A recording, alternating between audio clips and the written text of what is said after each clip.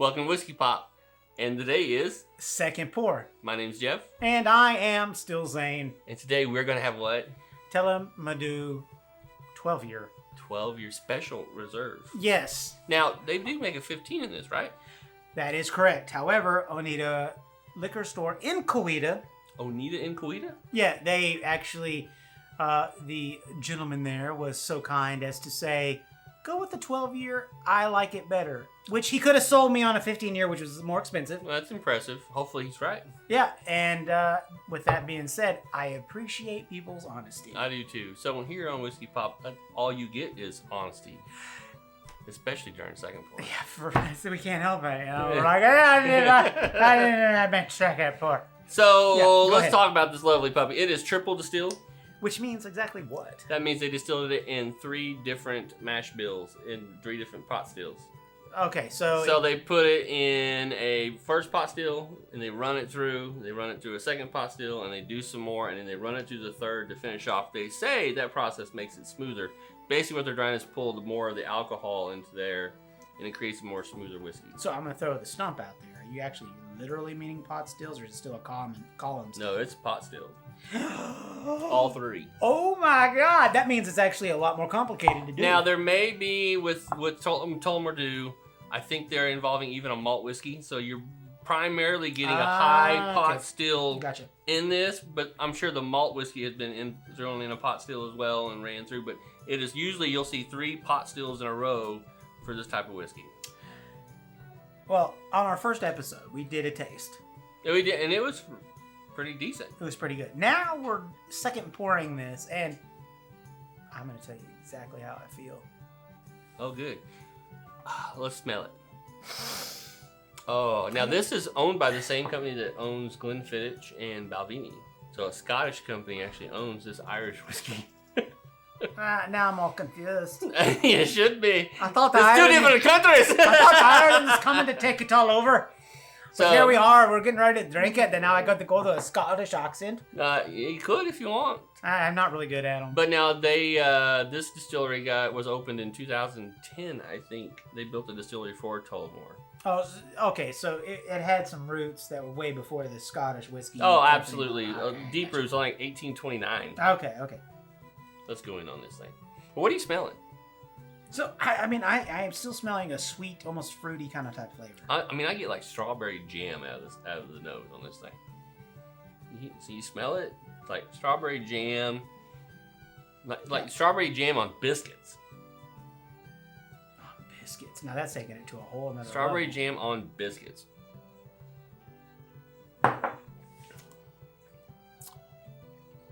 That is really good. Lots more strawberry, lots of fruit. Okay. I feel like it's bright. It has that warm flavors of summer sunshine. Yeah. But because of that fruity flavor, it brings it to that wintry crispness. Oh, so you're saying kind of like if it's like cranberries and stuff like that. I feel like it's an all-season drink, obviously, but this is very complex. It's extremely complex because I mean you pick up a lot of dried fruit in that, so I think that complexity you're talking about with the winterized fruit. Yeah. I think it's kind of like the dried fruit because dried fruit is pretty predominant during wintertime. So what do they say this actual nose and the actual palate's supposed to be? Actual palates, a lot of people, it runs a full gamut. It depends on who's trying it, who's tasting. I know I've seen some reviews where they're saying things like strawberries, clotted cream on the cream? nose. Yeah, and I get that. I think it's that creamy smoothness you get. Yeah, I can see where the creaminess would come from. They Yeah, say for sure. dates and then digestive biscuits, which basically in our world is like a really plain cookie. Oh, yeah. Digestives are pretty popular in Ireland, so it makes sense that was something they. Unfortunately for them, they drink them with tea. Yeah, they eat them with tea. They Eat don't them drink with digestives. But Hey, just because I got 2 whiskeys in my hand doesn't mean I can say digestive biscuits and you can drink it. they say on the palate you get hints of nutmeg and allspice. I'm definitely getting a little bit of the allspice. Yeah, It's a mild allspice, though. It's not like like bourbons that usually have that really strong clove, really strong allspice. Or when you get a rye that has the punch because of the spice. Extremely, then, right? Yeah, right. This is way down from that. That doesn't make it a bad thing. No. This is super cohesive. That's the best way to put it. It's a very cohesive flavoring. Now they say honey and creamy fruits. I don't get the honey. I don't get the honey, but definitely still get a lot of the fruit. Yeah, the fruit is a big deal. I mean, when we tasted it over the tongue, that fruit came out. Then they're saying the finish is very oaky, nutty. I get the oak. You know, the thing I think is missing on this finish is it's not a really hard finish. It's not a harsh. There's not a lot of harsh. No, it just flattens out and disappears. And then, like I said, this is a 40-80, so it's a very typical Irish whiskey. Yeah. So it's a 40-80, so it's nice and smooth, but there's a lot going on in this. I mean, this might be the first whiskey that I say that I can identify strawberry so strongly. Oh yeah. In a whiskey. I mean, it's like a predominant taste. Yeah, I'm eating strawberry shortcake right now. Yeah. So yeah, when we tried it the first time on whiskeypop, that was the first thing I thought of was strawberry shortcake. Yeah, no, it's a thing. And that's like, wow, that's amazing. So if you're really into that strawberry shortcake, cakey, fruity taste, but no additives into it, this is definitely it's an extrapolated flavor. It's not like it's like they're not throwing strawberry flavor in. It's not like that. It's not Fireball where they just put a whole bunch of cordial stuff in. It's not a cordial. So, but I think, there's something going on here. I'm kind of impressed. So, how would you rate this puppy? Oh, one more thing to note. They put this in sherry cask and bourbon cask. So there's a sherry note in there. Okay, now coloration-wise, Oh, now here's the thing. There's a rumor that they are putting coloring to it. Yeah, it doesn't have the look of like that Basil Hayden that had the red, the port barrel. Yeah, the maroon colored, dark. No, so maybe that's I think we have that center, right? Yeah, we do. We have it somewhere. Oh yes. So look how that's a sherry cask, right? Let's see, or is that? Yeah, that's a sherry cask, right? No, it's the port barrel. Port barrel. So port is like a high liqueured wine. I mean, that looks like almost purple. Yeah. This one definitely has almost purple, and then that one's got that more amber, natural Irish whiskey, bourbon whiskey. Yeah. But I mean, I'm not getting a really strong sherry out of that. No, well, I don't get that either. But again, that could be where we're getting the fruit. Because typically, a more wine-type flavors are the ones that give you the fruit, because obviously. So, but normally wouldn't that be more of the cherry, more of the darker fruit, like raspberry, plum, those kind of things? Yeah. Now they do say online, from the actual distillery, that dark fruit is a predominant flavor, but I'm not getting a lot of that dark fruit.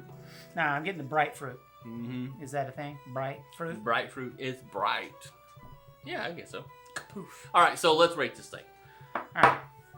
It's every bit of a 3-finger. I could pour 4 pretty easy. But I'm going to take into price consideration. I mean, this is a $60 $55 to $60 bottle of whiskey. And that being said, let's just leave it at a 3-finger because I do want it all the time in my collection. I think it tastes better than probably 60% of the stuff I already have. That says a lot, actually, too. Because some of the stuff we all have is a lot more expensive than $60. Oh, yeah. So, again, that's why it's like a 3.5 finger. Yeah. And I think for 3.5, you can cut part of your pinky off. Well, I've already had 3.5 fingers already of the same stuff, so we're not going to do that. So, 1, 2, 3, 4. So, I mean, I think I'm in with you on this one. I think this is a 3-finger whiskey. Yeah.